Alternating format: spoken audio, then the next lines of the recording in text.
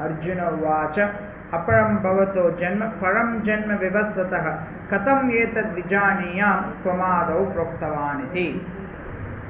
மொழிபெயர்ப்பு பொருளுரை வழங்கியவர் தேவத்திரு ஆச பக்திவேதாந்த சுவாமி பிரபுபாத், அகிலோலோ கிருஷ்ண பக்தி இயக்கத்தின் ஸ்தாபக ஆச்சாரிய ஸ்ரீல பிரபுபாத் ஜி. அர்ஜுனன் வினவினான், சூரிய தேவனான விவஸ்வான் பிறப்பால் தங்களை விட பெரியவர். தாங்கள் அவருக்கு இவ்விஞ்ஞானத்தை ஆரம்பத்திலேயே உபதேசித்தீர்கள் என்பதை எவ்வாறு நான் புரிந்து கொள்வது? பொருளுரை.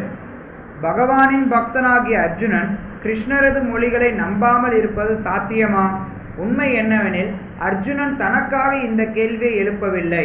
பரமபுருஷ பகவானின் மீது நம்பிக்கை இல்லாதவர்களுக்காகவும் கிருஷ்ணர் பரமபுருஷ பகவானாக ஏற்றுக்கொள்ளப்பட வேண்டும் என்ற கருத்தை விரும்பாத அசுரர்களுக்காகவும் இக்கேள்வியை எழுப்புகிறான். முழுமுதற் கடவுளான கிருஷ்ணரை பற்றி அறியாதது போல வினவிய அர்ஜுனன், கிருஷ்ணரே பரமபுருஷ பகவான், அவரே அனைத்திற்கும் மூலம், அவரே உன்னதத்தின் இறுதி நிலை என்பதை பக்குவமாக அறிந்திருந்தான் என்பது 10ஆம் அத்தியாயத்தில் தெளிவாக விளங்கும். அதே சமயத்தில் இப்பூவுலகில் தேவகியின் மைந்தனாக கிருஷ்ணர் தோன்றியதும் உண்மையே. அவ்வாறு தோன்றிய போதும் அவர் எவ்வாறு அதே நித்திய மூலபுருஷராகவும் பரமபுருஷ பகவானாகவும் திகழ்ந்தார் என்பதை சாதாரண மனிதனால் புரிந்து கொள்ள முடியாது. எனவே இவ்விஜயத்தை அதிகாரப்பூர்வமாக பகவானே கூறிவிடட்டும் என்பதற்காக அவரிடமே வினவினான் அர்ஜுனன். இப்போது மட்டுமல்ல, நினைவிற்கெட்டாத காலம் தொட்டே கிருஷ்ணரே பரம அதிகாரி என்பது அகிலம் முழுவதும் ஏற்றுக்கொள்ளப்பட்ட விஷயம். அசுரர்கள் மட்டுமே அவரை நிராகரிப்பர். இருப்பினும் கிருஷ்ணரே அனைவராலும் ஏற்றுக்கொள்ளப்பட்ட அதிகாரி என்பதால் அர்ஜுனன் இக்கேள்வியை அவரிடமே முன்வைக்கின்றான். இதன் மூலம் கிருஷ்ணரே தன்னை பற்றி விளக்குவார். இல்லையேல் எப்போதும் கிருஷ்ணரை இழிவுபடுத்த முயற்சி செய்யும் அசுரர்களுக்கும் அசுர நண்பர்களுக்கும் தகுந்தாற் போல சில அசுரர்கள் கிருஷ்ணரை பற்றி தவறான தகவல்களை கொடுத்து விடுவர். ஒவ்வொருவரும் தத்தம் சுயநன்மையை கருதியாவது கிருஷ்ண விஞ்ஞானத்தை அறிந்து கொள்வது இன்றியமையாததாகும். எனவே கிருஷ்ணரே அவரை பற்றி கூறுவது அனைத்து உலகங்களுக்கும் நன்மை பயப்பதாகும். கிருஷ்ணர் தன்னை பற்றி கூறக்கூடிய விளக்கங்கள் அசுரர்களுக்கு வினோதமானதாக தோன்றலாம். ஏனெனில் அவர்கள் கிருஷ்ணரை தங்களது கண்ணோட்டத்திலே எப்போதும் எடை போடுகின்றனர். ஆனால் பக்தர்களோ கிருஷ்ணர் தன்னை பற்றி கூறும் விஷயங்களை இதயபூர்வமாக வரவேற்கின்றனர். அவரை பற்றி மேன்மேலும் அறிவதில் எப்போதும் அளவில்லா விருப்பம் கொண்டிருப்பதால் அவர்கள் கிருஷ்ணரின் இத்தகைய அதிகாரப்பூர்வமான சொற்களை வழிபடுகின்றனர். கிருஷ்ணரை சாதாரண மனிதனாக எண்ணும் நாத்திகர்கள் கிருஷ்ணர் மனித சக்திக்கு அப்பாற்பட்டவர், ஆனந்தமும் அறிவும் நிறைந்த நித்திய ரூபமுடையவர், திவ்யமானவர், ஜட இயற்கை குணங்களின் ஆதிக்கத்திற்கு அப்பாற்பட்டவர், காலம் இடம் ஆகியவற்றின் பாதிப்புகளை கடந்தவர் முதலியவற்றை கீதையின் மூலம் அறிந்து கொள்ளலாம். அர்ஜுனனை போன்ற கிருஷ்ண பக்தர் கிருஷ்ணனின் திவ்யமான நிலையை பற்றி குழப்பங்களுக்கெல்லாம் அப்பாற்பட்டவர் என்பதில் ஐயமில்லை. கிருஷ்ணரை ஜட இயற்கையின் குணங்களுக்கு உட்பட்ட சாதாரண மனிதனாக கருதும் நாத்திகர்களின் மனப்பான்மை முறியடிப்பதற்காக செய்யப்பட்ட முயற்சியே பக்தனான அர்ஜுனனால் பகவானின் முன்பு எழுப்பப்பட்ட இக்கேள்வியாகும். அர்ஜுன உவாச்ச अपरं भवतो जन्म परं जन्म विवस्वतः कथं एतद् विजानीयां त्वमादौ प्रोक्तवान् इति. அர்ஜுனன் வினவினான், சூரிய தேவனான விவஸ்வான் பிறப்பால் தங்களை விட பெரியவர். தாங்கள் அவருக்கு இவ்விஞ்ஞானத்தை ஆரம்பத்திலேயே உபதேசித்தீர்கள் என்பதை எவ்வாறு நான் புரிந்து கொள்வது?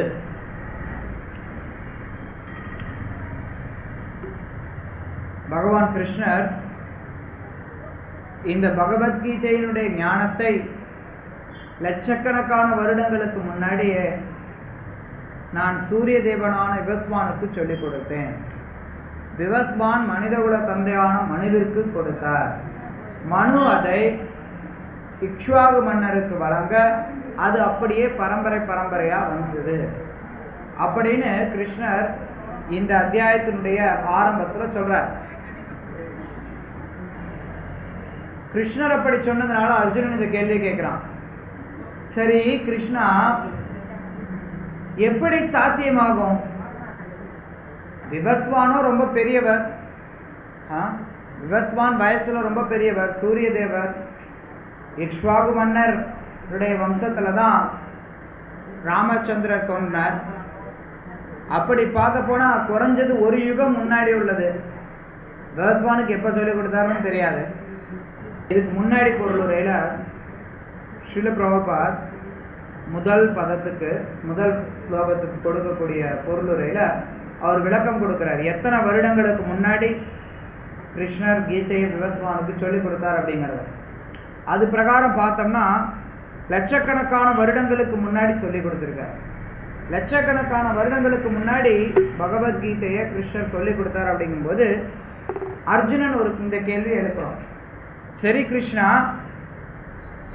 சூரிய தேவனோ உங்களை விட அப்பறம், அவர் நீங்க அப்பறம், பிற்காலத்தை சேர்ந்தவர். சூரிய தேவன் உங்களை விட பெரியவர், வயதால மூத்தவர். அவருக்கு எப்படி நீங்க சொல்லி கொடுத்துருக்க முடியும்? இப்ப நான் இருக்கிறேன் இங்க, நம்ம கிஷோரி மோகன் பிரபு இருக்கார், அவர் வயதால மூத்தவர். உங்களுக்கு எவ்வளவு வயசு ஆகுது பிரபு? What is your age? 58. அவருக்கு 58 வயதாகுது. இப்ப நான் அவர்கிட்ட சொல்றேன்னு வச்சுக்கோங்க, 40 வருஷத்துக்கு முன்னாடி நான் உங்களுக்கு பகவத்கீதையை சொல்லி கொடுத்தேன்னு நான் சொன்னேன்னா, இங்க இருக்கிற நம்ம சைத்தன்ய கோபால் பிரபு என்கிட்ட கேள்வி கேட்பார்.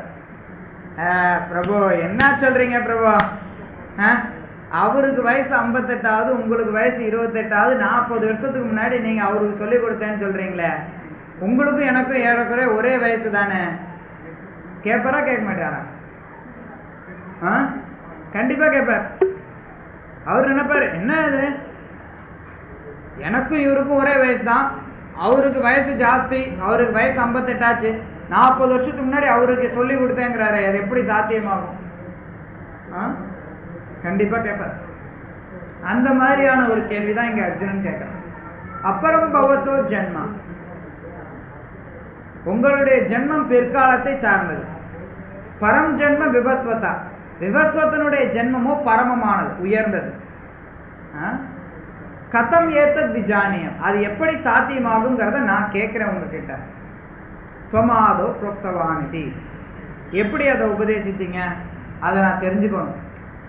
கேள்வி அவன் சவால் விடல, ஆனா அவன் அடக்கமா கேட்கிறான் எப்படி அப்படிங்கறத தெரிஞ்சுக்கிறதுக்காக.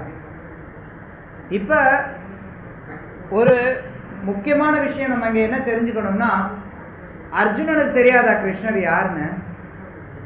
கிருஷ்ணர் யாருன்னு தெரியாமல அர்ஜுனன் கிருஷ்ணர் கிட்ட சரணடைஞ்சான். கிருஷ்ணர் கிட்ட அர்ஜுனன் சொன்னான், சிஷ்யஸ்தேகம் சாதிமாம் துவாம் பிரபன்னம், நான் உங்களுடைய சீடன், எனக்கு நீங்க அறிவுரை கொடுங்க. அது மட்டும் இல்லாம பின்னாடி வரக்கூடிய அத்தியாயத்துல அர்ஜுனன் சொல்லுவான் கிருஷ்ணர் கிட்ட, பரம் பிரம்மா பரம் தாமா பவித்ரம் பரமம் பவாம் புருஷம் சாஸ்வதம் திவ்யம் ஆதி தேவம் அஜாம் விபும். ஓ கிருஷ்ணா, நீதாம் பரபிரம்மம், நீதாம் பரந்தாமர்.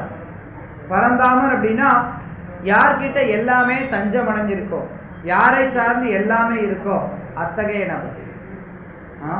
நீங்க தான் பரந்தாமர், பரபிரம்ம பரந்தாம, பவித்ரம் மிகவும் தூய்மையானவர் நீங்க. பவித்ரம் பரமம் பவாம் புருஷம் சாஸ்வதம் திவ்யம், நீங்க ஒரு நபர், நித்தியமானவர், சாஸ்வதமானவர், திவ்யமானவர். ஆதி தேவம், எல்லா தேவர்களுக்கும் ஆதியானவர், எல்லோருக்கும் முற்பட்டவர். விவஸ்வான் ஒரு தேவர், சூரிய தேவர் ஒரு தேவர், அவருக்கு முற்பட்டவர் ஆதி தேவம். அஜாம் விபும், பெறப்பட்டவர் நீங்க, மிகவும் உன்னதமானவர், மிகவும் பெரியவர்.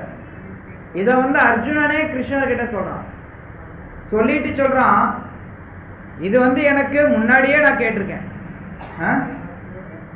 கிருஷ்ணர் கீதையில சொன்னதுனால நான் தெரிஞ்சுக்கிட்டேன்னு அவன் சொல்லல அர்ஜுனன், இதை நான் முன்னாடியே கேட்டிருக்கேன். நாரதர், அசித்தர், தேவலர், வியாசர் போன்ற மாமுனிவர்கள்லாம் எனக்கு இதை ஏற்கனவே சொல்லி கொடுத்துருக்காங்க. விஷயத்தை அர்ஜுனன் எதெல்லாம் சொன்னான், அதாவது கிருஷ்ணர் எல்லா தேவர்களுக்கும் ஆதி. கிருஷ்ணரே கீதையில சொல்றார், அகம் ஆதிர்கி தேவானா, எல்லா தேவர்களுக்கும் நானே ஆதி, எல்லா தேவர்களுக்கும் நானே மூலம் அப்படிங்கிறத கிருஷ்ணரே கீதையில சொல்றார். அதே சமயத்துல அர்ஜுனன் என்ன சொல்றானா, இந்த விஷயத்த ஆதி தேவம், நீங்க தான் எல்லா தேவர்களுக்கும் ஆதி அப்படிங்கறத நான் ஏற்கனவே கேட்டிருக்கேன்.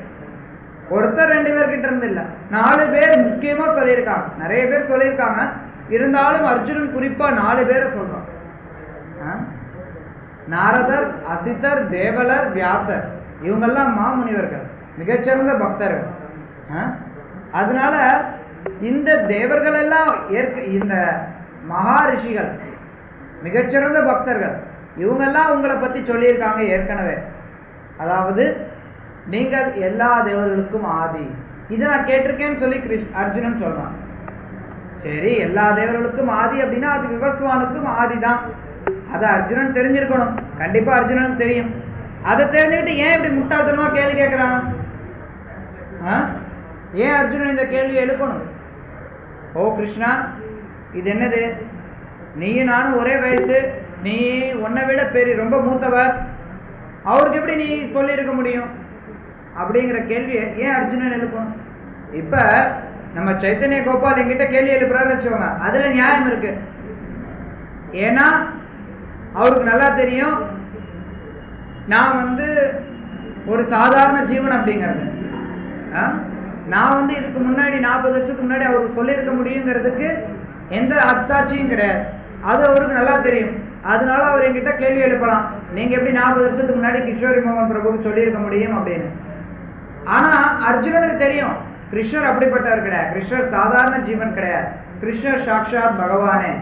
அவர் பகவானே அப்படிங்கிறதுனால அவர் கண்டிப்பா விவஸ்வானுக்கு சொல்லி இருக்க முடியுங்கிறது அர்ஜுனனுக்கு நல்லா தெரியும். அர்ஜுனனே ஒத்துக்கிறான், ஆதி தேவம், எல்லா தேவர்களுக்கும் ஆதி நீதான், எல்லா தேவர்களுக்கும் அவரே ஆதியா இருக்கிறதுனால கண்டிப்பா சொல்லி இருக்க முடியும். அந்த நம்பிக்கை அர்ஜுனனுக்கு இருந்தது.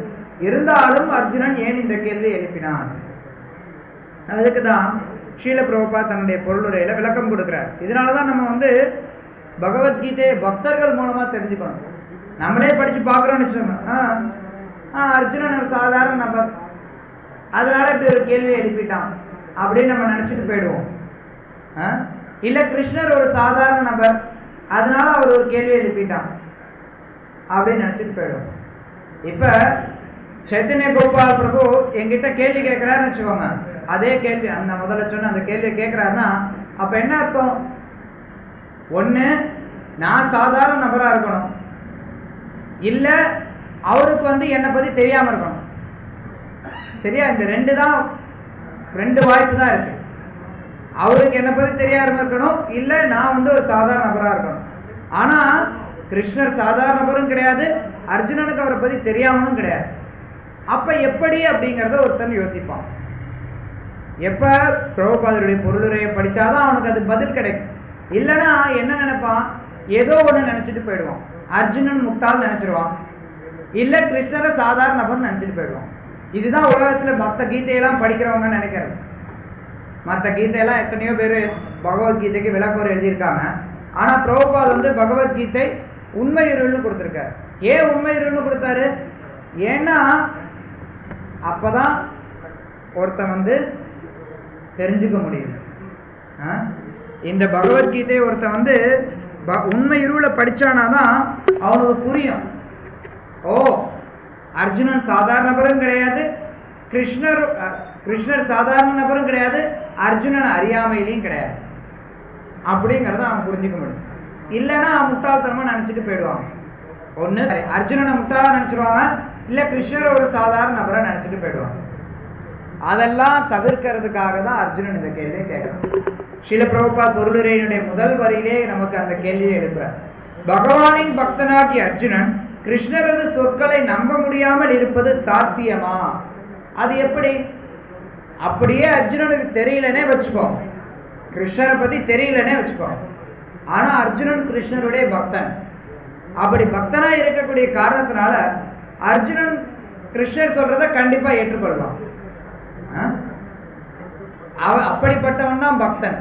அப்படி நம்பாம இருக்கிறது சாத்தியமே கிடையாது. அதுதான் ஸ்ரீல பிரபுபாத் சுட்டி காட்டுறார். அப்படி நம்பாமல் இருப்பது சாத்தியமா? கிருஷ்ணர் சொல்றாரு, அர்ஜுனனுக்கு தெரியுதோ தெரியலையோ கிருஷ்ணர் சொல்றது நம்புவோம். நம்ம ஊர்ல பாத்தீங்க அப்படின்னா இன்னும் வேத கலாச்சாரத்துல ஒரு பழக்கம் உண்டு. யாராவது ஏதாவது ஒன்று செஞ்சாங்கன்னா இது என்ன வேத வாக்கா, நீ சொல்றத நான் கேட்கறது, நீ சொல்றது என்ன வேத வாக்கா? இல்ல சில நேரங்கள்ல சொல்லுவாங்க அவங்க வீட்டுல யார் எது சொன்னாலும் அதை வேத வாக்கா எடுத்துப்பாங்க. அப்படின்னா என்ன? வேத வாக்கு அப்படிங்கிறது நம்மளுடைய வாதங்களுக்கு அப்பாற்பட்டது. கேட்பாங்களா கேட்க மாட்டாங்களா வேத வாக்கு அப்படிங்கிற கேள்வி? அப்படின்னா என்ன பொருள்? வேதங்களுடைய வாக்கு அப்படின்னா அது நம்மளுடைய வாதங்களுக்கு உட்பட்டது கிடையாது. வேதங்கள் வாதங்களுக்கு உட்பட்டது இல்லை. அப்ப நம்ம என்ன பண்ணணும்? வேதங்களுடைய சொற்களை அப்படியே ஏற்றுக்கணும். ஸ்ரீல பிரபுபாதர் அடிக்கடி ஒரு உதாரணம் கொடுப்பார். வேதங்கள்ல சொல்லுது ஒருத்தன் மலத்தை தொட்டான் அப்படின்னா குளிக்கணும், சரியா? அதே சமயத்துல வேதங்கள்ல சொல்லுது பசுவினுடைய மலம் அல்லது பசுஞ்சாணம் அது தூய்மையானது, அதை ஒருத்தர் தூய்மைப்படுத்துறதுக்கு உபயோகப்படுத்தலாம். இன்னும் சொல்ல போனா கிருஷ்ணருக்கு அபிஷேகம் பண்ணும் போது பசுஞ்சாணத்தை வைத்து அபிஷேகம் செய்வார்கள். எப்படிடா இது அப்படின்னு யாரும் யோசிக்க மாட்டாங்க. இந்த காலத்துல யோசிப்பாங்க. ஆனா வேத காலத்துல வேத வாக்கு அப்படியே எடுத்துப்பாங்க. மலத்தை தொட்டா குளிக்கணும், பசுஞ்சாணத்தை வச்சு தூய்மைப்படுத்தலாம். அது எல்லாரும் பின்பற்றுவாங்க. வேத கலாச்சாரத்துல எல்லா வீட்லயும் சாணி போட்டு வீட்டை முழுகுவாங்க தினசரி. அதெல்லாம் இன்னைக்கு முடிஞ்சு போச்சு. வீட்டை தண்ணி வச்சு துடைக்கிறது கூட இந்த காலத்துல நடக்கிறது கிடையாது. ஏதோ ஆடிக்கு ஒரு தடவை, அமாவாசைக்கு ஒரு தடவை, தீபாவளிக்கு ஒரு தடவை, ஆயுத பூஜைக்கு ஒரு தடவை துடைச்சா உண்டு. அதுவும் துடைக்கிறது இல்லையா? பல பேரோட வீடுகளுக்கெல்லாம் போனோம்னா அவ்வளோ ஒரு உள்ள நுழையறதுக்கே அப்படி யோசிக்கணும். அவ்வளோ ஒரு தமோ குணத்துல இருப்பாங்க. வீட்டை துடைக்கிறதும் கிடையாது, ஒன்றும் கிடையாது, தூய்மைப்படுத்துறதும் கிடையாது. அப்படிதான் இருக்கு. குறிப்பா பாத்தீங்கன்னா நகரத்துல வாழக்கூடியவங்க எல்லாருமே அப்படிதான் வாழ்றாங்க. அது மொத்தத்துல பாத்தீங்க அப்படின்னா நகர வாழ்க்கை அப்படிங்கிறது நரக வாழ்க்கை தான். ஏன்னா இப்படி தூய்மை இல்லாம இருக்கும்போது என்ன ஆகுது? அங்க வந்து கொசு வருது, வியாதி வருது, எத்தனையோ பொருள்கள் வருது. முன்னாடிலாம் என்ன பண்ணுவாங்க, ஏதாவது குப்பை வருது அப்படின்னா அப்பெல்லாம் வீணா போன குப்பையெல்லாம் எதுவுமே கிடையாது. குப்பை தான் அது, இருந்தாலும் அது வந்து வீணாகாது. அப்படின்னா என்ன? அந்த குப்பையை வந்து உரமாயிடும். வேத கலாச்சாரத்தில் அதுதான். எதா இருந்தாலும் அது வந்து உரமாயிடும். அந்த உரத்தை உபயோகப்படுத்தி அவங்க தோட்டத்துல போட்டுருவாங்க. அங்க வந்து நஷ்டங்கிறது எதுவுமே கிடையாது. ஆனா இந்த காலத்துல அது உரமாக்க முடியும். நம்மளுடைய காய்கறி கழிவுகள்லாம் உரமாக்கலாம். ஆனா அதை எங்க போடுறது? போடுறதுக்கு இடம் இல்லை. ஒரே டப்பால போட்டு வச்சிருப்பாங்க வீட்டுல ஒரு மூலையில. கார்பரேஷன்காரன் மழை பெஞ்சதுன்னா ஒரு வாரம் வரமாட்டான். அந்த வீட்டுல இருக்கிறது பக்கத்துல போக முடியாது, நாரும் வீட்டுக்குள்ளாரியே. அப்படின்னா என்ன? தமோ குணத்துல இருக்காங்க. அப்புறம் என்ன ஆகும்? கொசு வரும். கொசு வந்ததுன்னா வியாதி வரும், எல்லாமே வரும். ஆனா மக்கள் முட்டாளா இருக்கிறதுனால இது சொன்னா கூட நிறைய பேர் எடுத்துக்க மாட்டாங்க. அடப்பாங்கப்பா பெரிய சுத்தம். ஆனா வேத கலாச்சாரம் எப்படின்னா எல்லாமே தூய்மையானதா இருக்கும். அந்த தூய்மையினுடைய ஒரு பங்கா இந்த பசுஞ்சாணத்தை உபயோகப்படுத்துவாங்க. இதை வேத வாக்குன்னு எல்லாரும் அப்படியே எடுத்துப்பாங்க. இதை யாருமே வந்து மறுத்து பேச மாட்டாங்க, வாதம் பண்ண மாட்டாங்க. இப்பதான் நவீன காலத்துல எது சொன்னாலும் யார்கிட்ட சொன்னாலும் உடனே வாதம் பண்ற. யார்கிட்ட ஏதாவது ஒண்ணு சொல்லுங்க, உடனே நீ என்ன சொல்றது, உடனே வாதம் தான். அப்படிப்பட்ட வாதங்கள் வந்து ஆன்மீக ஞானத்தை தெரிஞ்சுக்கிறதுக்கு பிரயோஜனம் கிடையாது. இங்க பாத்தீங்கன்னா பகவான் கிருஷ்ணர் அர்ஜுனன் கிட்ட பேச ஆரம்பிக்கும் போதே அவர் வந்து ஒரு கண்டிப்போட தான் ஆரம்பிக்கிறார். கிருஷ்ணர் 2வது அத்தியாயத்துல அர்ஜுனன் சீடனா சரணடைகிறான். கார்பண்ய தோஷ பாகத சுபாவ பிரிச்சாமித்வம் தர்ம சம்மூட சேத்தா நிஸ்ரேயஸ்தன் நிச்சிதம் புரோஹி தன்மே சிஷ்யஸ்தேகம் ஷாதிமாம் துவாம் பிரபன்னம். அர்ஜுனன் சரணடைகிறான். கார்பண்ய தோஷ, ஏதோ கருமித்தனத்தினால கஞ்சத்தனத்தினால நான் வந்து என்னுடைய சுபாவத்தை இழந்து நிக்கிறேன், எனக்கு என்ன செய்யணும்னு தெரியல, நான் வந்து உங்ககிட்ட சரணடைறேன், நான் உங்களுடைய என்ன தயவு செய்து உங்களுடைய சீடனா ஏற்றுக்கொள்ளுங்க. சீடனா ஏற்றுக்கொள்றது அப்படின்னா அப்ப அந்த இடத்துல வந்து கிருஷ்ணருடைய உயரிய தன்மையை அர்ஜுனன் ஏற்றுக்கொள்றான். உடனே கிருஷ்ணர் என்ன பண்றார்? அவர் வந்து அர்ஜுனனை கண்டிக்கிறார். அவர் சொல்றார் கீதையினுடைய ஆரம்பத்திலேயே, அசோச்வான் அன்னு சோச்சஸ்தம் பிரஜாவாதாம்ச பாசத்தை கதாசூன கதாசுஞ்ச நானு சோச்சத்தி பண்டிதா. பெரிய பண்டிதன மாதிரி பேசுறியே, எதுக்கு நீ கவலைப்படணுமோ அதுக்கு கவலைப்படாம தேவையில்லாத விஷயங்கள்ல நீ வந்து கவலைப்பட்டு இருக்க அப்படின்னு சொல்லி உடனடியா கண்டிக்கிறார். அதுக்கு முன்னாடி கிருஷ்ணர் ஒரு சில வார்த்தைகள்லாம் பேசினார் 2வது அத்தியாயத்தினுடைய ஆரம்பத்துல. ஏ அர்ஜுனா, உங்ககிட்ட எப்படி எங்க இருந்து இந்த கலங்கங்கள் வந்தது? குதஸ்துவா கஸ்மலமிதம் விஷமே சமுபஸ்திதம் அநாரியஜுஷ்டம் அஸ்வர்க்கம் அகீர்த்திகரம் அர்ஜுனா. அவர் சொன்னா, ஏ அர்ஜுனா, உங்ககிட்ட எங்க இருந்து இந்த கலங்கங்கள்லாம் வந்தது அப்படின்னு சொல்லி கேள்வி கேட்டார். ஆனா அவனை கண்டிக்கல. அவனை கிருஷ்ணர் கண்டிக்கல. ஏன்? அவன் இன்னும் கிருஷ்ணர் கிட்ட சரணடையல. ஆனா அவன் கிருஷ்ணர் கிட்ட சரணடைஞ்ச உடனே கிருஷ்ணர் அவனை கண்டிக்கிறார். அப்படின்னா என்னன்னா, கிருஷ்ணருடைய வார்த்தைய அவன் வேத வாக்கா, கிருஷ்ணருடைய வார்த்தைக்கும் வேத வாக்குக்கும் வித்தியாசம் கிடையாது. வேத வாக்கு அப்படின்னா என்ன? சாட்சாத் முழுமுதற் கடவுள் கிட்ட இருந்து வந்தது. கிருஷ்ணர் சாட்சாத் முழுமுதற் கடவுள் அப்படிங்கிறதுனால வேதங்களுடைய வார்த்தைக்கும் பகவத்கீதைக்கும் வேறுபாடு கிடையாது. வேதங்கள் எல்லாமே ஸ்ருதி அப்படின்னு அழைக்கப்படுது. பகவத்கீதையும் ஸ்ருதியில தான் வரும். பகவத்கீதை ஒரு காலகட்டத்தில் சொல்லப்பட்டிருந்தால் கூட சாட்சாத் முழுமுதற் கடவுளான கிருஷ்ணர் பரபிரம்மனால உபதேசிக்கப்பட்டதுனால இதுவும் ஸ்ருதி, வேதவாக்கு. ஸோ கிருஷ்ணனுடைய வார்த்தை எந்த ஒரு வாதங்களும் இல்லாமல் ஏற்றுக்கொள்ளப்பட வேண்டும். வேதவாக்கு, வேதங்கள்ல சொல்லப்பட்டிருக்கக்கூடிய விஷயங்கள். அதன் பிரகாரம் அர்ஜுனன் இங்க கிருஷ்ணர் சொல்லக்கூடியதை அப்படியே ஏற்றுக்கொள்ளணும்.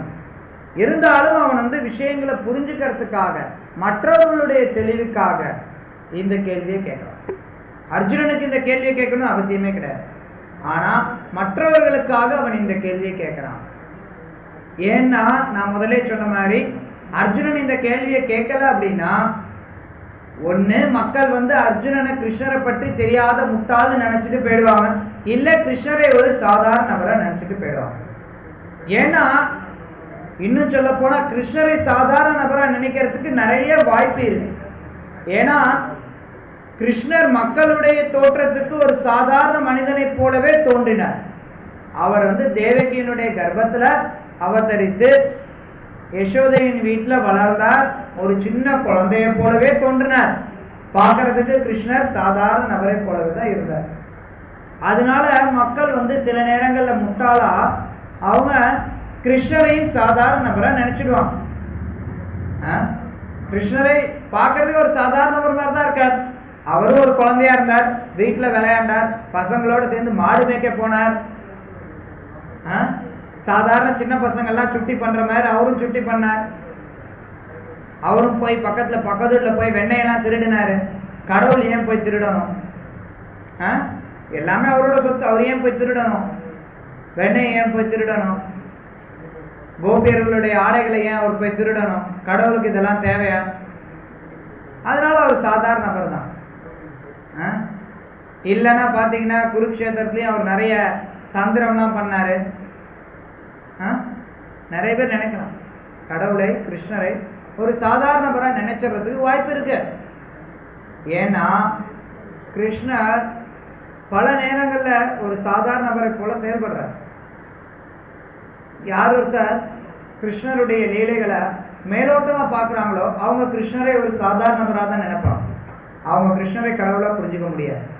பாக்குறாங்க, ஓகே ஏதோ கொஞ்சம் சக்தி இருந்தது அப்படின்னு நினைச்சிட்டு போயிடுவாங்க. கிருஷ்ணருடைய லீலை யார் ஒழுங்கா புரிஞ்சுக்கல, ஒழுங்கா பார்க்காம, அவங்க ஆழமா படிக்காம, பக்தர்கள் மூலமா படிக்கல அப்படின்னா அவங்க தவறா புரிஞ்சுப்பாங்க. நிச்சயமா தவறா புரிஞ்சுப்பாங்க, அதுல எந்த சந்தேகமுமே கிடையாது.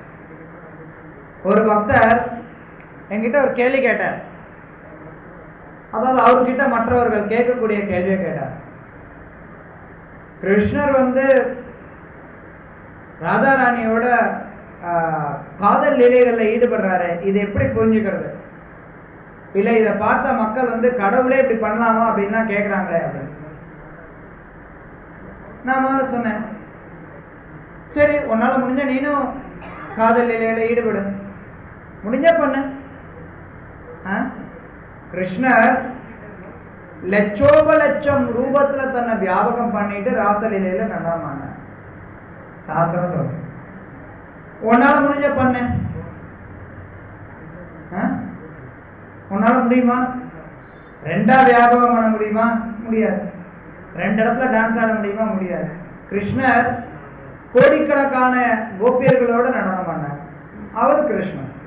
எந்த செயலை செஞ்சாலும் அவர் கிருஷ்ணன் நிரூபிக்கிறார். ஸ்ரீல பிரபுபா சொல்வார், ஒரு தடவை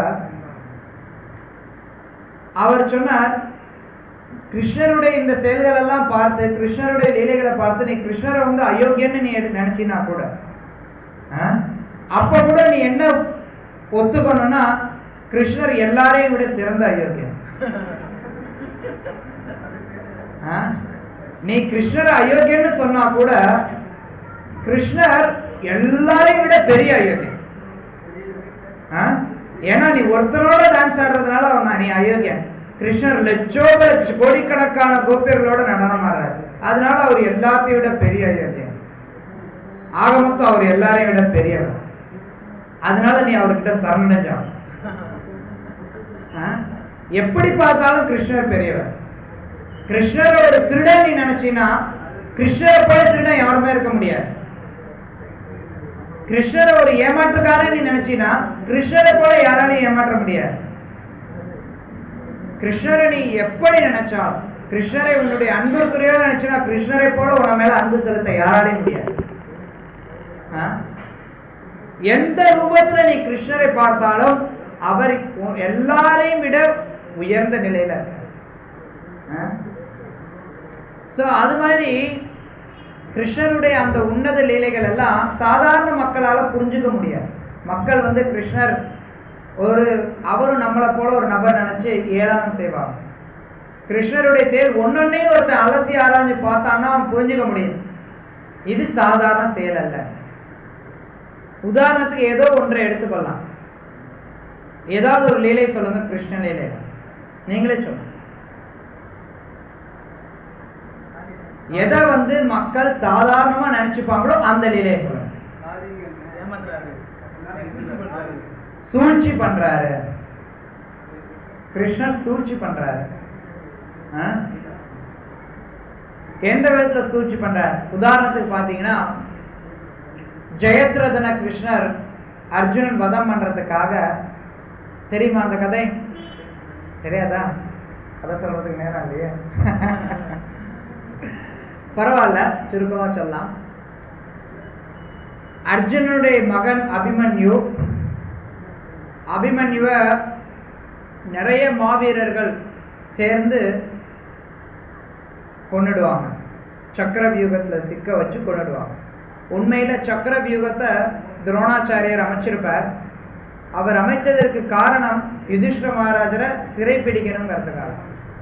யுதிஷ்டிர மகாராஜரை சிறை பிடிச்சிட்டா போர் நின்று போயிடும், அதோட எல்லாமே முடிஞ்சு போயிடும். அப்படிங்கிற காரணத்தினால துரோணாச்சாரியர் சக்கர வியூகத்தை அமைச்சிருப்பார். சக்கர வியூகத்துக்கு உள்ளார போய் அதை உடைச்செறிஞ்சு வெளியில வரக்கூடிய திறமை அந்த போர்க்களத்துல கிருஷ்ணருக்கும் அர்ஜுனனுக்கும் மட்டும்தான் உண்டு. ஆனா அர்ஜுனன் அந்த சூழ்நிலையில வேற இடத்துல போர் புரிஞ்சுருப்பான். அப்ப அந்த சக்கர வியூகத்துக்குள்ளார உள்ள போகணும். யார் உள்ள போறது? யுதிஷ்டிர மகாராஜ் உள்ள போனா மாட்டிப்பார், வேற யாரும் உள்ள போனாலும் மாட்டிப்பான். அதனால அர்ஜுனனுடைய மகன் அபிமன்யு அவன் தான் உள்ள போறேன் அப்படிங்கிறதுக்கு முன் வருவான். அபிமன்யு சொல்லுவான், எனக்கு உள்ள போக தெரியும், வெளியில வர தெரியாது. நான் உள்ள போனேன்னு என்னை பின்தொடர்ந்து நீங்க எல்லாருமே வாங்க, நீங்க எல்லாருமே என்னை பின்தொடர்ந்து வந்துட்டீங்க அப்படின்னா நம்ம வெற்றி நமக்கு வந்து தோல்வி ஏற்படாது அப்படின்னு அபிமன்யு சொல்லுவான். அபிமன்யு கிருஷ்ணருடைய சீடர். அதனால ஏற்றுக்கொண்டு அபிமன்யு உள்ள போவான். மற்றவர்கள் எல்லாம் பின்தொடர்ந்து வரும்போது எல்லாரையும் ஜெயத்ரதன் தனியால தோற்கடிச்சிருவான். யுதிஷ்டிரர், பீமன், நகுலன், சகாதேவன் எல்லாரையும் ஜெயத்ரதன் ஒரு நாள் போர்ல தோற்கடிக்கிறதுக்கு அவன் வரம் வாங்கியிருப்பான். அந்த வரத்தை உபயோகப்படுத்தி ஜெயத்ரதன் தோற்கடித்து விடுவான். அதனால ஜெயத்ரதனுடைய காரணத்தினாலதான் தனது மகன் அபிமன்யு மரணம் அடைஞ்சாங்கிறது அர்ஜுனனுக்கு தெரிஞ்சறியும். அர்ஜுனன் வந்து சபதம் எடுப்பான், மறுநாள் போர் முடியறதுக்கு முன்னாடி நான் ஜெயத்ரதனை வதம் செய்வேன். அப்படி வதம் செய்யலைன்னா நான் அக்னி பிரவேசம் செய்வேன். ஏன்னா சத்திரியனுடைய விரதம் அந்த மாதிரி. அதன் பிரகாரம் அர்ஜுனன் அடுத்த நாள் போர்ல ஜெயத்ரதனை சந்திக்கிறதுக்கு தயாரா இருக்கான். ஆனா கௌரவ படை எல்லாருமே என்ன பண்றாங்கன்னா, அர்ஜுனன் ஜெயத்ரதனை கொல்லாம தடுக்கணும், அதுதான் நம்மளுடைய முக்கிய பணி. அதை செஞ்சிட்டோம்னா அர்ஜுனன் அக்னி பிரவேசம் செஞ்சிருவான். அக்னி பிரவேசம் செய்துட்டான் அப்படின்னா நம்ம போர் முடிஞ்சு போயிடுச்சு. ஏன்னா அர்ஜுனன் தான் மிகப்பெரிய எதிரி, ரொம்ப பலசாலி. அர்ஜுனனை சமாளிக்கிறது தான் பெரிய ரொம்ப கஷ்டமா இருந்தது. மித்த எல்லாரையும் சமாளிச்சிடலாம். இந்த அர்ஜுனன் பீமன், பீமார்ஜுன சம்மாவத் கீதையே சொல்லுவான் ஆரம்பத்துல துரியோதன், பீமார்ஜுன இவங்க 2 பேர் தான் பெரிய தடையா இருந்தாங்க. அதனால அர்ஜுனனுடைய கதை முடிஞ்சு போயிடும் சொல்லி எல்லாரும் திட்டம் தீட்டி ஜெயத்ரதனை ரொம்ப தொலைவில் வச்சிருவாங்க.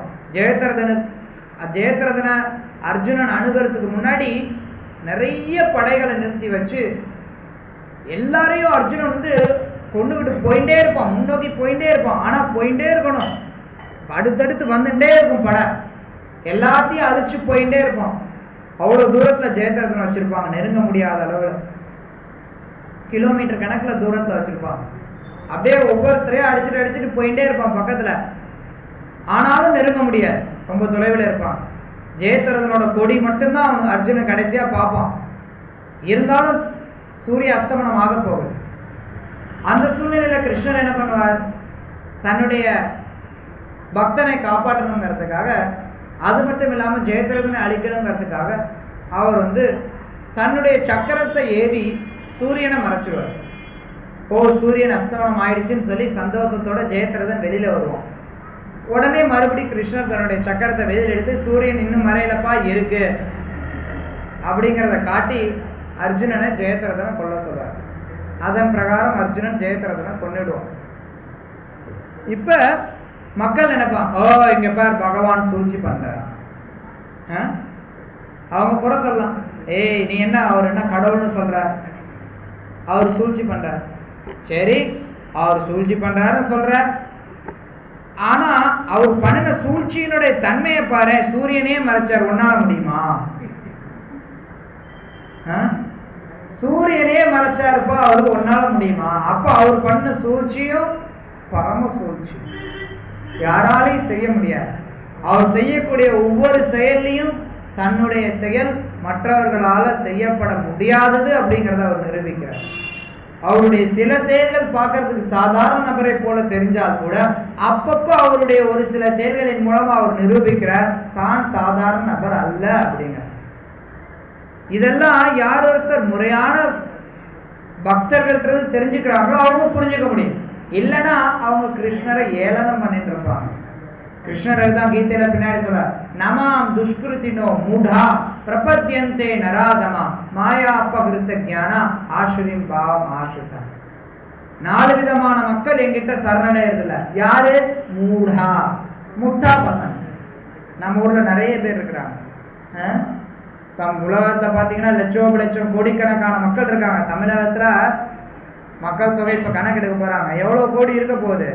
7-8 கோடி இருக்காங்க தமிழகத்துல. எத்தனை பேர் அதுல கிருஷ்ண பக்தர்களா இருக்கிறாங்க? 100 கணக்குல கூட இல்ல, 100 கணக்கான மக்கள் தான் இருக்காங்க. அப்படின்னா என்ன, மிச்சவங்களை எல்லாரும் இந்த 4ல ஏதோ ஒண்ணு வருவாங்க. ஒண்ணு மூடா, முட்டா பசங்க இல்லையா, மூடா நராதமா, மனிதர்கள்ல கடைநிலையில இருக்காங்க. மனுஷனே கிடையாது, மனுஷனே கிடையாது. மனுஷன் உடல்ல இருக்கான மனுஷனே கிடையாது, மனிதர்கள்ல கடைநிலையில இருக்காங்க. இன்னைக்கு பார்க்கலாம் நிறைய மக்கள், அவனுக்கு வந்து அவன் மனுஷனானே தெரியாது, அவ்வளோ ஒரு கேவலமான செயல்கள்ல ஈடுபடுவாங்க. ஆனா அவங்களதான் வந்து நாட்டுல பெரிய பெரிய தலைவர்களா வச்சுப்பாங்க. நவீன ஜனநாயகத்துல இல்ல, இப்ப நவீன காலத்துல அதை வந்து பேர் மாத்திட்டாங்கன்னு கேள்விப்பட்டேன். ஜனநாயகத்தை பணநாயகன் ஆகிட்டாங்க. எப்படி பார்த்தாலும் ஜனநாயகத்துல யாரு தலைவராக முடியும் அப்படின்னா, யாரு வந்து படு கேவலமான செயல்கள் செய்யறாங்களோ அவங்க எளிமையா தலைவராகலாம், எளிமையா அவங்களுக்கு பெரிய பெரிய பதவிகள்லாம் கிடைக்கும்.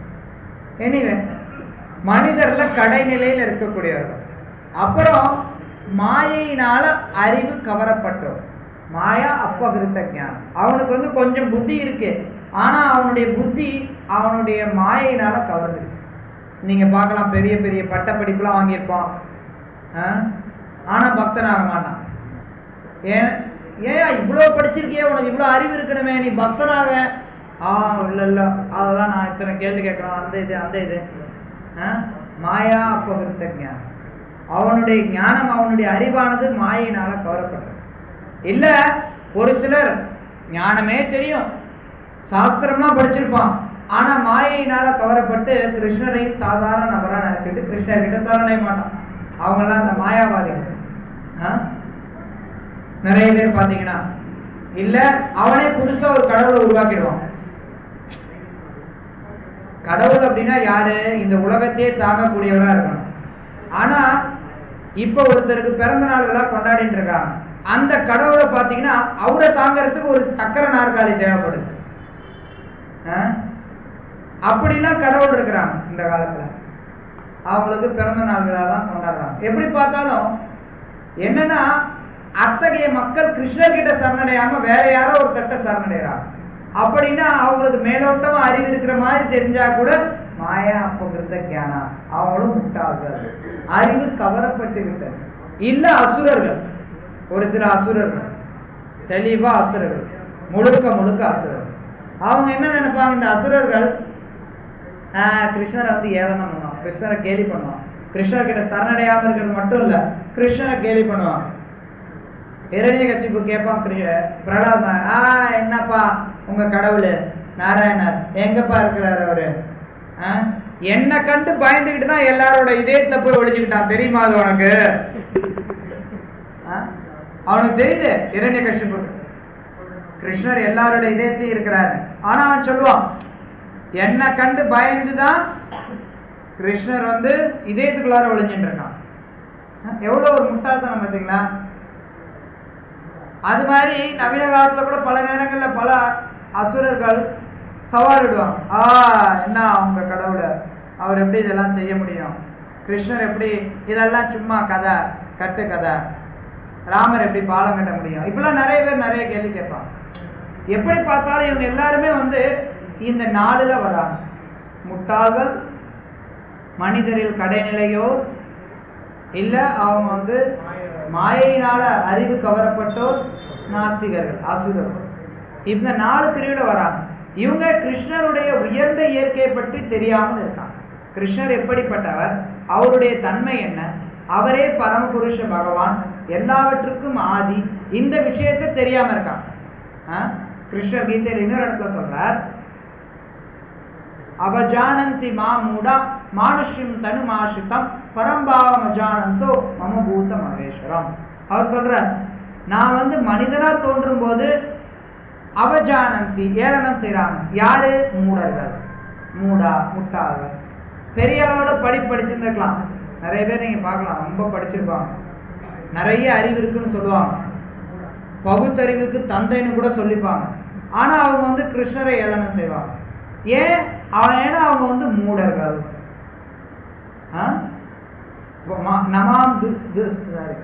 அவஜானந்தி மாமூடா மானுஷ்யம் தனுமாசுதம், நான் மனித ரூபத்துல வரும்போது என்ன ஏளனம் செய்றாங்க, முட்டாள்கள். பரம்பாவம் அஜானந்தோ, என்னுடைய பரம்பாவம், என்னுடைய உயர்ந்த இயற்கையை பற்றி அவங்க அஜானந்தோ அறிய மாட்டார்கள். மமபூத மகேஸ்வரம், நான் தான் எல்லா பூதா, எல்லா உயிர்வாளிகளுக்கும் மகேஸ்வரன், எல்லா உயிர்வாளிகளுக்கும் இறைவன் நான் தான் அப்படிங்கிறத அவங்க தெரியாமல் இருக்காங்க. அப்படி தெரியாத முட்டாள்களா இருக்கிறதுனால அவங்க கிருஷ்ணரை ஏளனம் செய்வாங்க, அறிவில்லாத மக்கள்.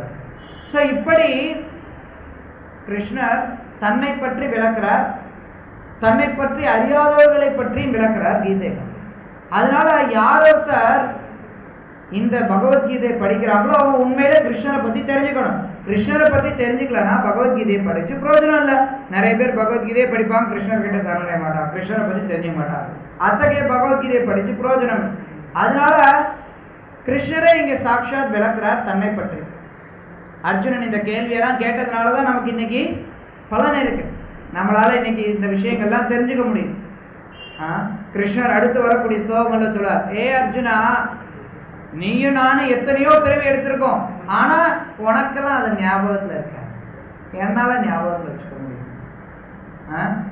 அது மட்டும் இல்லாம தான் எதுக்காக வர்றேன், எப்படி வருகிறேன், தன்னுடைய செயல்கள் எப்படிப்பட்டது, தான் இங்க வரும்போது எப்படி செயல்படுகிறேன், இந்த விஷயத்தெல்லாம் கிருஷ்ணன் தொடர்ந்து விளக்க இருக்கார். அர்ஜுனன் கேட்ட இந்த கேள்வியினாலதான் நமக்கு இவ்வளவு ஒரு பலனை கிடைச்சது. இல்லைன்னா இன்னைக்கு எத்தனையோ பேர் என்ன வேணாலும் பேசிட்டு போயிட்டே இருக்கலாம். ஆனா உண்மை என்னன்னு மக்களுக்கு தெரியாம போயிடும். அதனால நம்ம என்ன தெரிஞ்சுக்கணும்னா, கிருஷ்ண பக்தியில வர்றோம், நம்ம ஹரே கிருஷ்ண மகாமந்திரத்தை ஜபம் பண்றோம், கட்டுப்பாட்டு விதிமுறைகளை கடைபிடிக்கிறோம், பிரசாதம் எடுத்துக்கொள்றோம்.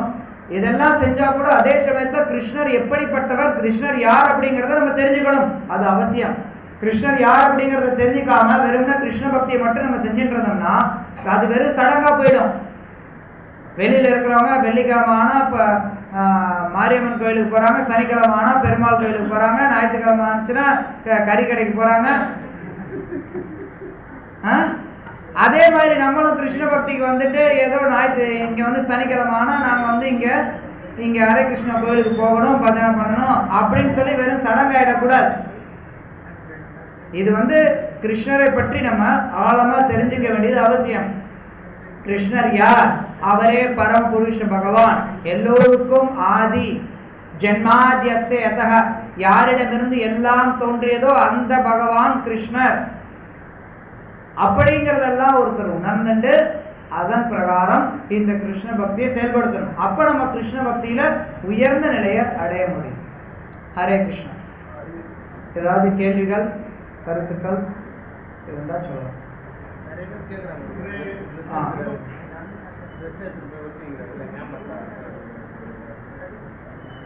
ஓகே, நீங்க என்ன கேட்டீங்க ப்ரோ? ஓகே, இவர் ஒரு கேள்வி கேட்கிறார். கிருஷ்ணர் கோபியர்களுடைய ஆடைகளை திருடிட்டு போறாரு, ஏன் அவர் அந்த மாதிரி செய்தார்? பல விதங்கள்ல இதுக்கு பதில் கொடுக்கலாம். ஒரு விதத்துல பதில் கொடுக்கணும் அப்படின்னா அது அவருடைய தனிப்பட்ட வாழ்க்கை. இன்றைக்கு தமிழகத்தில் இருக்கக்கூடிய அரசியல் தலைவர்களுடைய தனிப்பட்ட வாழ்க்கையை அலசி ஆராய்ஞ்சோம்னா நாரி போயிடும். இந்தியாவில் இருக்கக்கூடிய தலைவர்கள் உட்பட. அதையே நீ கேட்கறது இல்ல. அவருடைய தனிப்பட்ட வாழ்க்கையை பத்தி நீ ஏன்பா கேட்கற? முதல்ல வாய அடைச்சிடலாம். நான் சொல்ல தேவையில்ல தமிழகத்தில் இருக்கக்கூடிய அரசியல் தலைவர்களுடைய தனிப்பட்ட வாழ்க்கை எப்படிங்கிறது. தமிழகத்துல இல்ல, உலகத்துல எல்லா இடத்துலையும், உலகம் முழுக்க இருக்கக்கூடிய பல்வேறு தலைவர்கள் ஒவ்வொருத்தருடைய அரசியல் தனிப்பட்ட வாழ்க்கை எப்படிங்கிறது எல்லாருக்கும் தெரிஞ்சது. முதல்ல ஒருத்தரை சுட்டி காட்டினேன், அவருடைய தனிப்பட்ட வாழ்க்கையும் எல்லாரும் அறிஞ்சது. பலருடைய தனிப்பட்ட வாழ்க்கை எல்லாரும் அறிஞ்சது, இருந்தாலும் அது தனிப்பட்ட வாழ்க்கை. அதை மக்கள் பார்க்காம அவர் சமுதாயத்துக்கு என்ன செய்தார் அப்படிங்கறதெல்லாம் பாக்குறாங்க. சாதாரண ஒரு பெரிய மனுஷனுக்கே நீ அப்படி பாக்குற, அப்ப கடவுளை பொறுத்தவரை முதல்ல அவர் சொன்ன விஷயங்களை படிச்சு தெரிஞ்சுக்கோ. அதுக்கப்புறம் அவருடைய தனிப்பட்ட வாழ்க்கையை பத்தி நீ புரிஞ்சுக்கிறதுக்கு முயற்சி பண்ண. ஸோ இது உண்மையில மக்கள் யார் வாதம் பண்றாங்களோ அவங்களுக்கு இதுதான் பதில். மற்றபடி விஷயங்கள்லாம் பக்தர்களுக்கு நம்ம புரிய வைக்கலாம். உண்மையில கிருஷ்ணருக்கு முன்னாடி ஆடைகள் அப்படிங்கறத எதுவுமே கிடையாது. அவருக்கு இந்த உடலும் ஒரு ஆடைதான், இந்த ஆடையும் ஒரு ஆடைதான். இது கிருஷ்ணருக்கு மட்டும் கிடையாது, யாரு கிருஷ்ண பக்தியில இருக்கிறாங்களோ அவங்களுக்கே அப்படித்தான். அப்படி இருக்கும்போது கிருஷ்ணரை எப்படி அதுக்குள்ளார கொண்டு வர முடியும்? இப்ப நான் சைத்தன்ய கோபால் பிரபு இருக்கார், அவர்கிட்ட இருந்து எனக்கு 10,000 ரூபாய் கிடைக்குது அப்படின்னா அவர்கிட்ட எவ்வளவு பணம் இருக்கணும்? அதை விட நிறைய இருக்கணும், பல மடங்கு இருக்கணும். அப்படின்னா தான் எனக்கு 10,000 ரூபாய் கிடைக்கும். சோ கிருஷ்ணரை வழிபடுறதின் மூலமா நான் காமத்திலிருந்து விடுபடுறேன் அப்படிங்கிற பட்சத்துல கிருஷ்ணர் எப்படி காமத்துக்கு உட்பட்டவரா இருக்க முடியும்? கிருஷ்ணரை வழிபட்டவர், கிருஷ்ணருடைய தூய பக்தர், ஸ்ரீமத் பாகவதத்தை உரைத்தவர். எப்படி தெரியும் நமக்கு? கிருஷ்ணர் கோபியர்களுடைய ஆடைகளை திருடி சென்றது எப்படி நமக்கு தெரியும்? சுகதேவ கோஸ்வாமி நமக்கு சொல்லி கொடுத்தார். சுகதேவ கோஸ்வாமி அதை போற்றி புகழ்றார்.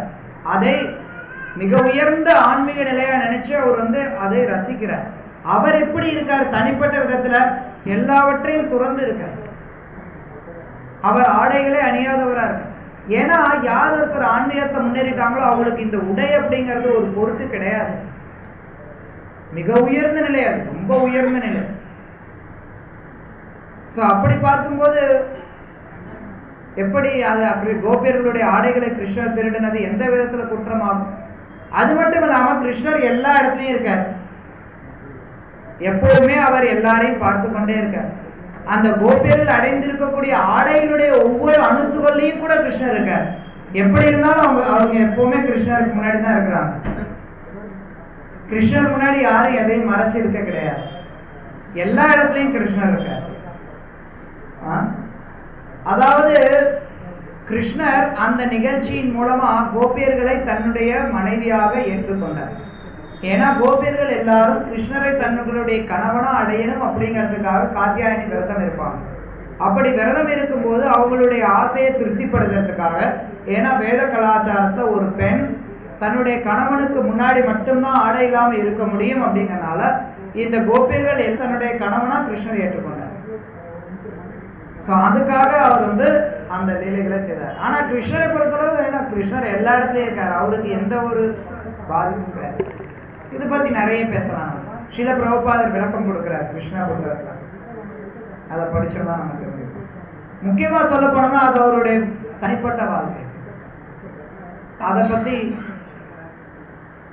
கேட்கறதுக்கு மக்களுக்கு அருகதை கிடையாது சொல்ல போனோம். ஓகே, வேற கேள்விகள்? வேற ஏதாவது கேள்விகள், சந்தேகங்கள்?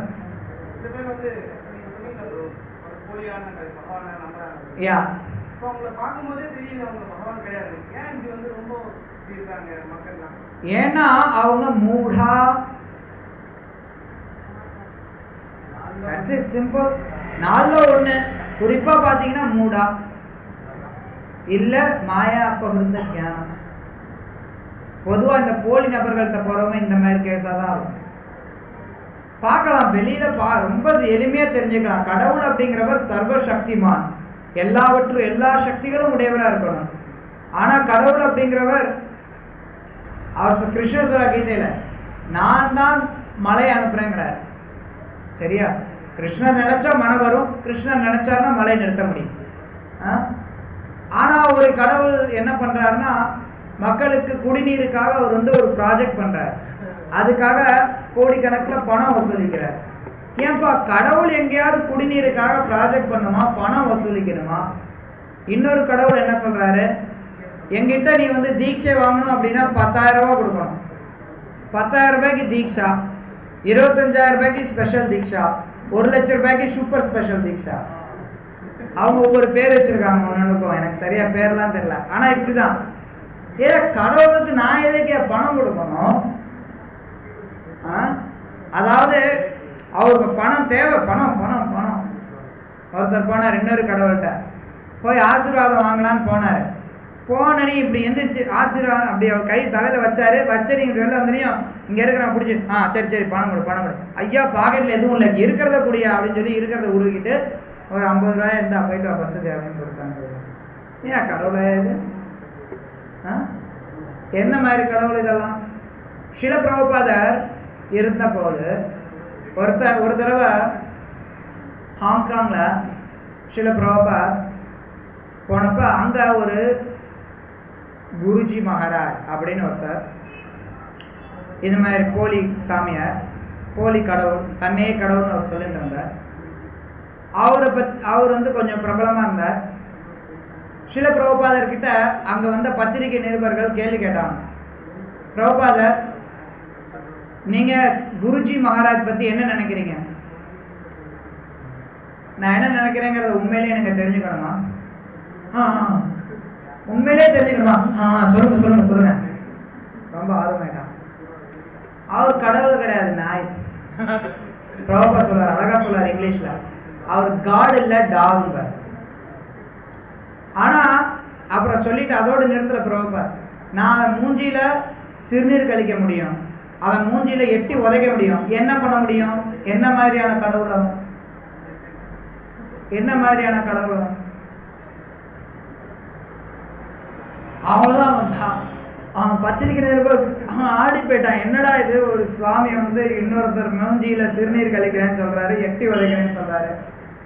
ஏன்னா செஞ்சாலும் என்ன பண்ண முடியும்? அவனால என்ன பண்ண முடியும்? ஏன்னா அவன் கடவுள் கிடையாது, அவன் ஒரு அயோக்கியன்.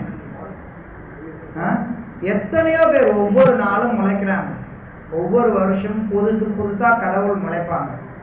மக்கள் முட்டாளா இருக்கிறதுனால அந்த முட்டாள்கள் பின்னாடி போறாங்க. எத்தனையோ மக்கள் முட்டாளா இருக்காங்க, அதனால போறாங்க.